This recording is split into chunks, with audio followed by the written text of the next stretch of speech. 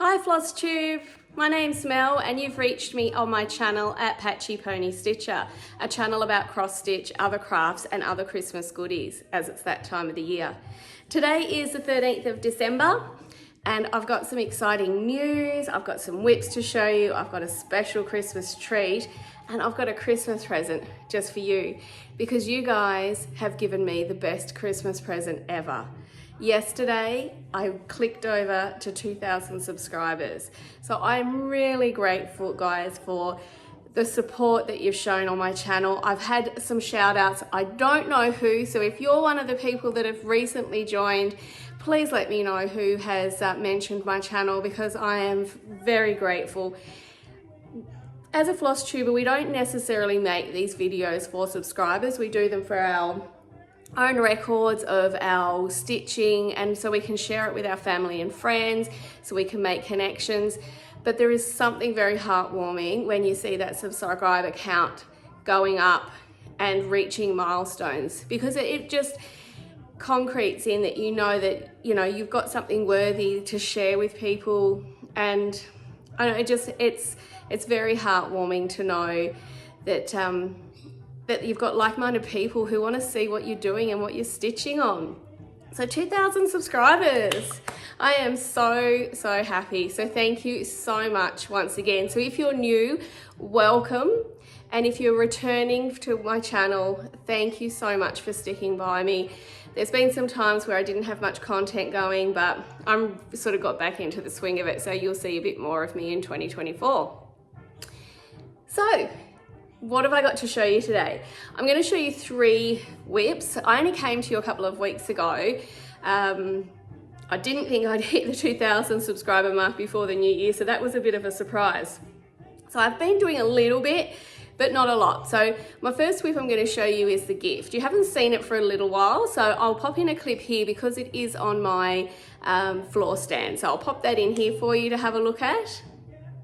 Here's the gift that I've been absolutely enjoying stitching, and it's just such a beautiful chart. It's actually a watercolor that someone has then charted with the permission of the artist. And this is where I'm up to. That's 2.5 pages completed. So as you can see, it's just the very top here. We can see the bridle and the eye, and I'm just loving how this is coming along. I'm stitching it on a 16 count gridded 8er, which I always stitch my full coverages on 8er. It's just so much easier. And I will never ever not do gridded now. But I'm loving how that's coming along. This is my stitching setup for my full coverage. And I am loving the progress on this guy. Tiny bit. I was hoping to get that tiny bit finished, but the video was more important, wasn't it, guys? Now that one's going to take me some time, but I think it'll be worth it. The watercolor is just beautiful, and every Anzac Day and Remembrance Day, that particular painting makes appearances on social media. It's just, the moment I saw that particular photograph of the picture, I was just like, I have to do that. So one of my favorites. The next one I'm going to show you today is Bluebirds of Happiness by Country Cottage sampling. So this one. I'm not going to show you where I was before because I've got so much to do today and editing just takes a long time. So I'm doing this one on a 32 count pink linen that I dyed myself. And this is where I'm currently up to on it. I'm trying to trust the process of the bright pink blossoms, but as we know, blossoms are very vibrant. So still got a long ways to go with that one, but am loving the process. It is a very sort of lovey linen, but I do like having the different fabrics. Sometimes I'm working on Aida, sometimes I'm working on an even weave, sometimes a linen that's tight or a linen that's loose. So the variety doesn't make it boring. The only ones I don't like working on is a really loose linen where your thread does slip behind the threads in the fabric. The next one I'm going to show you today is Oh Joyous Day by Blackbird Designs. Before I'd stitched, this is my very first blackbird. I hadn't stitched a blackbird before. I'm converted. Love them. Or love it. And I'm going to be stitching. I've already got, I think, another 4 in my future fund to do. So this is on a vintage country mocha, 32 count. And this is, oh, look at the Christmas lights behind, sorry guys. And this is where we're up to now. So I've really nearly completed the middle banner, and then I've got that famous big, huge pear to do. But I really, really enjoy this stitch. Didn't think I would, but I'm converted. I'll be stitching, there'll always be a blackbird in the whips, now, I think. Now, the other thing I wanted to share with you today, actually, no, let's go do some cooking first. So I'm going to share with you one of my recipes that often gets asked for every Christmas. It's not really a hard recipe, it's just something that I've adapted over the years, and it's always been popular. It always goes down well, but it is full of lots of love and full of calories. So we are going to start with, and you'll probably guess what this is pretty quickly. We're going to start with about 700 grams of Australia's best chocolate, Cadbury's, absolutely the best. This is made here in Tasmania.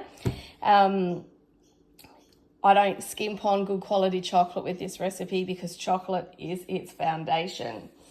The next ingredient, Pascal's marshmallows. I bet you're guessing already what it is. Lots of marshmallows. And we've got shredded coconut. I like to use the moist shredded coconut. Can you guess yet? Then we've got the real deal, Turkish delight. I don't put in snake lollies or frogs. It's got to be Turkish delight each and every time. Don't eat Turkish delight any other time of the year other than in this recipe. And my favourite part is that I swap out peanuts, which is traditionally in this, for pistachios, because I love the red from the Turkish delight and the green from the pistachios, because it makes it look so pretty. So if you haven't guessed what I'm making today, it's Rocky Road. So let's get started.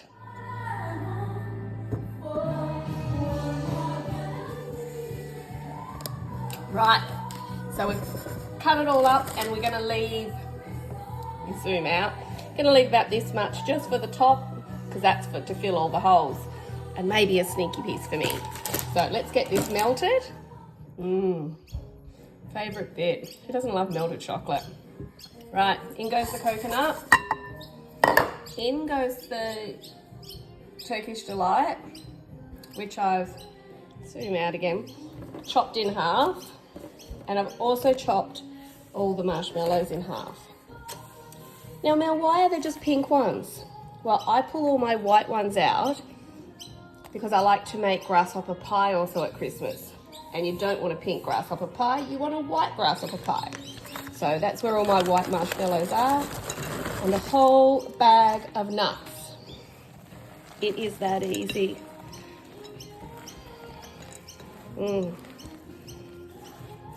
Let's stir this baby up. And the hardest bit is not dipping that finger in there and eating some of it while it's this gooey delightfulness. So it's got to be well coated. Yum. Right, next step, to use this Tupperware silicone baking tray because it's so easy to pop out once you're done. So let's, oh, it's zoomed in again. Oh no, it hasn't. So we just transfer all this in.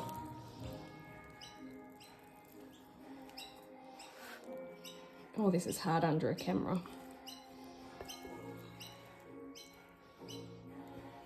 Right. So push it all into the corners.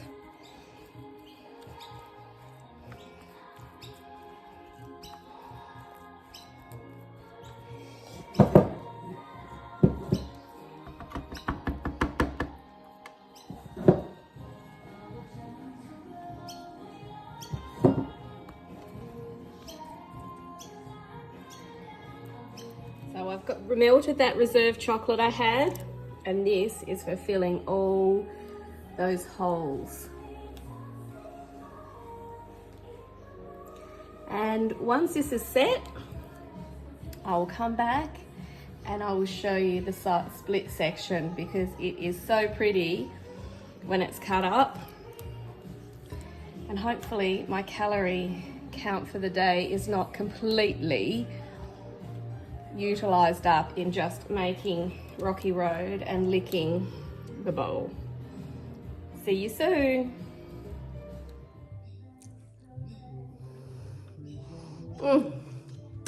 Melted chocolate. Oh, who doesn't like a good melted chocolate? So we'll come back to that once I've sliced it all up, and I'll show you the goodiness that's inside my Rocky Road. I'd love to know what your favorite pre-orders for Christmas cooking are that the family demands that you include in your repertoire every year. Now, before we go cut the Rocky Road up, I want to show you my latest English paper piecing project that I did. If you follow me on Instagram, patchy_pony_stitcher, you may have seen my little English paper piecing bowl. Sorry, I got a bit of coconut. My English paper piecing bowl that I completed.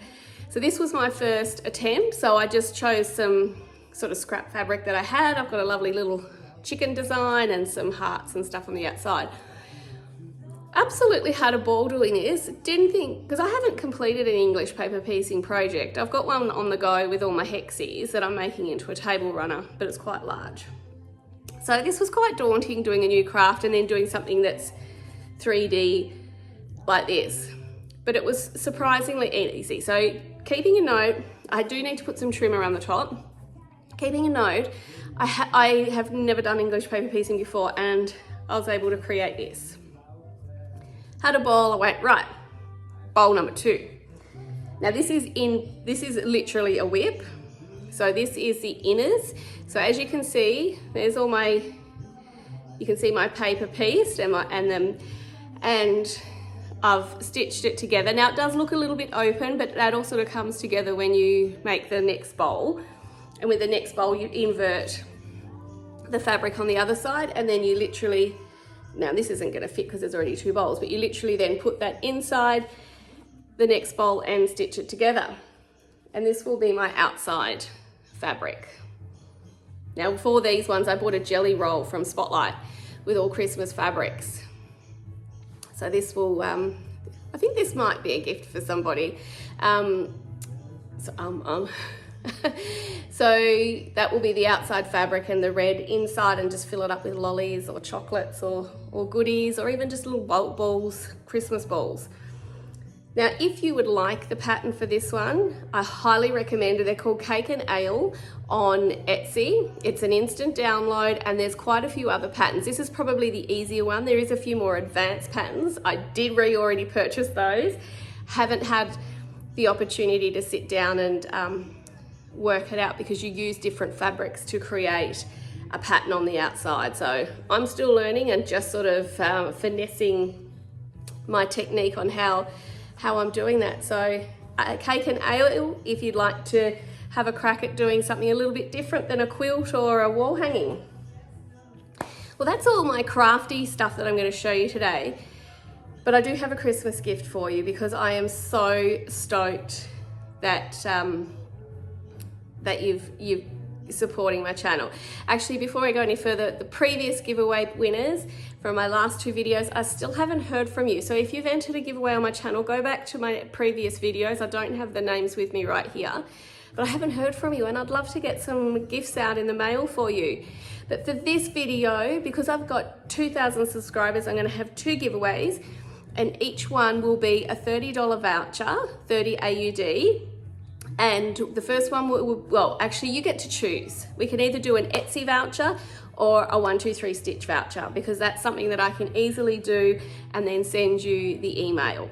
So if you would like to be considered in the drawing for the vouchers, I would like you to tell me what your Christmas, and the word being, let's say recipe is the key word. So when I'm doing the search, I know that you want to be considered for the present. Tell me what your Christmas recipe is that you make every year without fail. Because I know we've all got one. We've all got one that the family love, and people say, and like, that is that a recipe? To me, that's just a mix up of stuff, and you can variate that any way you want. So I would love to hear what yours are, and if you can, and if it's not too long, pop it in the comments below and share it. It'd be fun to try some new recipes. We're having an early Christmas this year. I work for an airline and my husband works at the airport here in Tasmania, keeping our borders safe because we are an island state. So we've got restrictions on what you can and cannot bring into our gorgeous piece of the world. So he is working Christmas Day like me, and my son is also, he's a first responder, so he's also working. So there's 3 of us out of 4 that are working Christmas Day. So we're going to be celebrating a little bit early, which is sometimes nice because I can beat that last minute Christmas rush.